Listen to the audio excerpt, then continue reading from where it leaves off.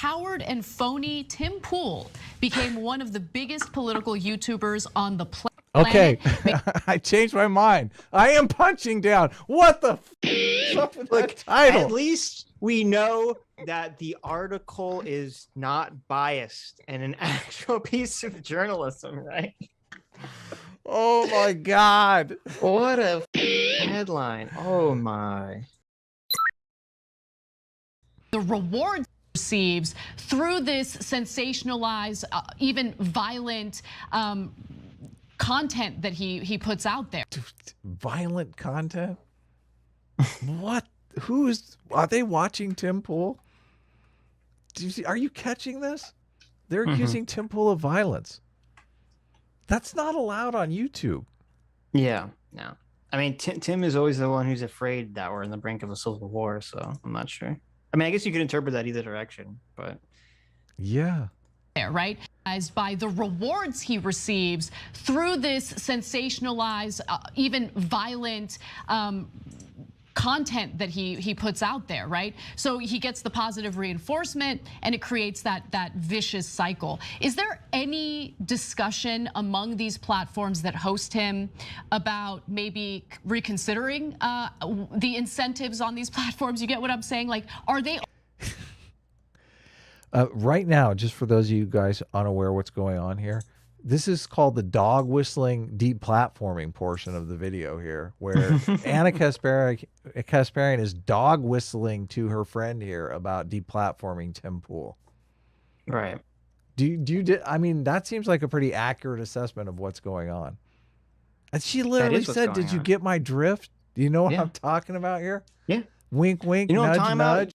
Grin, grin, wink, wink, nudge, nudge, say no more. You know what I'm talking about, YouTube? You need to get rid of this competitor. This I know. Badman, this Tim Poolman. Get rid of him. Get rid of him. Yeah, that's exactly how this video reads. You know, when you serve up content of Tim Pool's, you just serve up Young Turks content. No one's going to know the difference. Come on. We basically have the same content, right?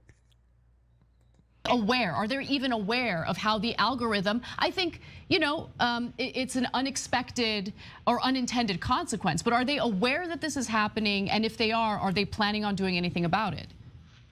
Well, you're going to have to talk to a better sourced reporter than. Yeah, why are they asking this guy? Like, listen, he doesn't work at YouTube, Anna. Okay.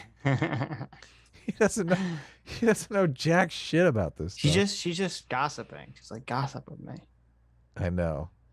This is how you know that what she did was a dog whistle, because you don't, like, there's no real content to the question here. And he even answers, you know, why are you asking me? I didn't even call you two about this. This is our grift, Anna. You think I'm an actual journalist? Wait, what?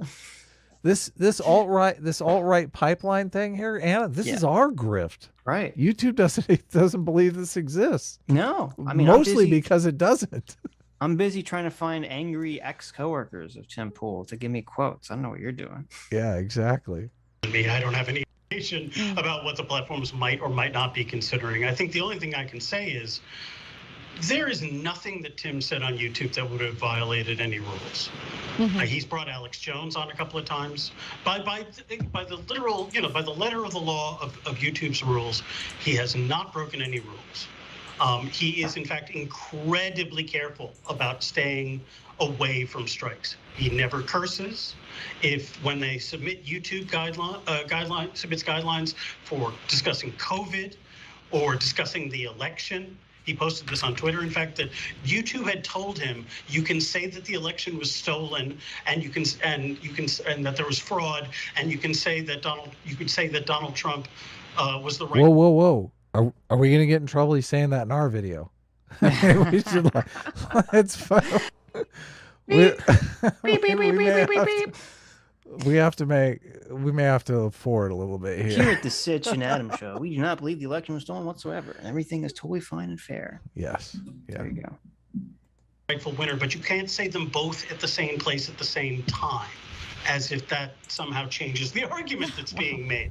So Tim would say that. The way Tim put it in this wonderfully Tim Poolian way is that he felt that Donald Trump had been Ocean 11 He was the victim of an incredibly careful and long, complicated plot that possibly involved Brad Pitt eating snacks and nefarious shadowy forces at all levels of the public and private sector, which ended up in him losing. But the election wasn't stolen, mind you. So that's how Tim Pool avoids these rules breaking. I mean, all I can say is whether they're reconsidering it. I think you can only look to the fact that one, they declined to comment when I asked them. I asked them about a number of statements that Tim Pool had made. Well, it sounds like he did contact YouTube. I don't know. And they declined to comment. He's being unclear here. A little cagey, very suspicious. About having very chummy contact with YouTube, and YouTube didn't even decide to say, no, that's not true or nothing. They just decided not to say. And I don't think they... There you go. He did ask YouTube, and they're like, you're not important enough to give a comment to. They basically never answered his email is what it sounds like. He's being pretty unclear here. Right. This is the padding resume portion that he's engaging in here. He's basically trying to make it sound like, oh yeah, I had a sit down half-hour talk with YouTube, and I came at them very strong. I had lots of questions and they answered none of them. Truth is, he sent them an email and they never responded. True. So someone in the chat says, and they are correct, I did cast 100,000 votes for Joe Biden myself. That's right. Oh, really? Yes, oh. I did actually. Me personally, as an individual, cast all the winning ballots for Joe Biden in the last election. Yes. I do. People have come at me and said, you're very influential, which I laugh at immediately. What? Come on, get out of here. And they do not like the fact that we just having our show could disparage somebody for voting for their candidate, basically. So they want our show blackholed for that reason. You understand. You have to promote the thing that I want. Yeah, exactly. But we're not promoting a lot of, and I'm even going out of my way now not to tell people who I'm voting for. I'm not going to stop voting, but I'm not necessarily going to say this is who I'm voting for. You voted for Kanye. You said this repeatedly. Okay. Well, I did vote for Kanye, but do you think I maybe was there 100 Kanye votes based on me, maybe? Yeah. I think that Tim Pool is telling the truth when he says that YouTube is perfectly happy to have him be an acceptable version of right-wing dialogue on their platform so that they don't get yelled at by conservatives for censoring the right. I think he is absolutely right about that. Has he said that? Because that makes sense. That's the first thing he said that makes sense. Right. That, in fact, I don't think not only do they not plan to remove him, I think they very much want to keep him around. Now, I have no actual sources or... So I did, as I said earlier in the beginning of the stream, they are doing this thing where, at least for some of news events, YouTube is suppressing you finding them via searching for Tim talking about them, and you only find them in your normal recommendations, like through the automatic system. So that there is some type of suppression going on to some extent. Right. Reporting that can back up that complete and utter speculation. I'm just going by the fact that there is no demonstrated by action by YouTube, even a bland press statement, which would suggest otherwise. Yeah, look, I don't even think that they necessarily should. I think deplatforming is extreme, and I'd be very careful about it, because then you start to weed out. So Chank is kind of pushing back against Anna here. Yeah, but, yeah. Anna got her feelings hurt. But look at the face this guy made. Maybe I'm reading too much into this. So. Yeah, look, I don't even think that... Watch the guy in the left's face. They necessarily should. I think deplatforming is extreme, and I'd be very careful about it. Was that okay, now was that an agreement? No, that was what the shocked, fuck? Like, that was a what the fuck are you talking about? Dude, did you not read my articles, Jank? Did you not listen? I don't know if I was unclear in the article, Jank, but he has crypto fascists on his show.